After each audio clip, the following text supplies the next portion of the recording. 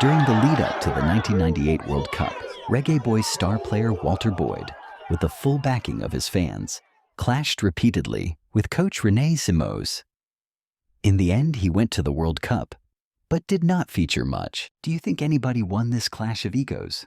What lessons can we learn? He got skill. That's what they're supposed to look at. But he needs some care. Take care of.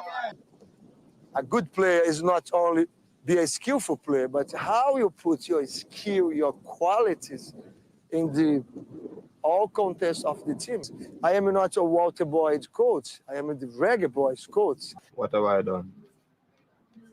I just think that maybe the coach, I get a little too personal probably, That's how I feel. It's not over until I win.